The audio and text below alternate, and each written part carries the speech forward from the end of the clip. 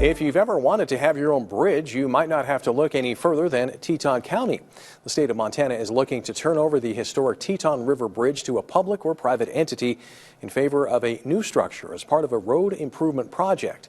MTN's Owen Skornick-Hayes has more on the 85-year-old structure that's up for adoption and the state's plan for its replacement. Recognized as a historical preservation site, the Teton River Bridge has stood just south of Choteau since 1939, withstanding both the wear of time and natural disaster. But now the Montana Department of Transportation are looking to put this bridge up for adoption. For 85 years, the Teton River Bridge, a one-span riveted steel Warren pony truss structure, has stood as the southern entry into Choteau. As part of the US 89 Road Improvements Project, which aims to make the highway between Depouillier and Fairfield more accessible, the Department of Transportation will construct a new bridge at this site. There's nothing structurally wrong with it, that it's just a little too narrow and it's not really something you can widen. The bridge, built in 1939 and partially reconstructed in 1965 after heavy flooding to the area, qualifies for the National Register of Historic Places.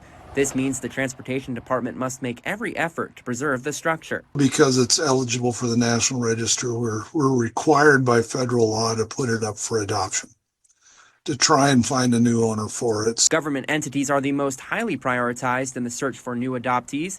They are followed by civic groups and nonprofit groups.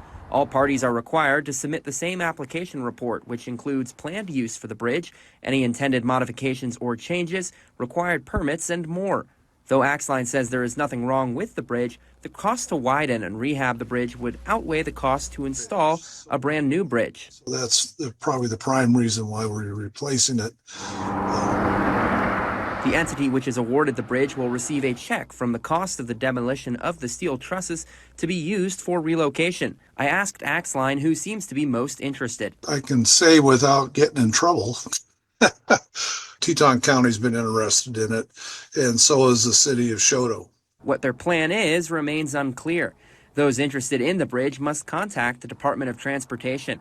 Historical preservation grants are not available for relocation adoptions. From Teton County, Owen Skornick-Hayes, MTN News.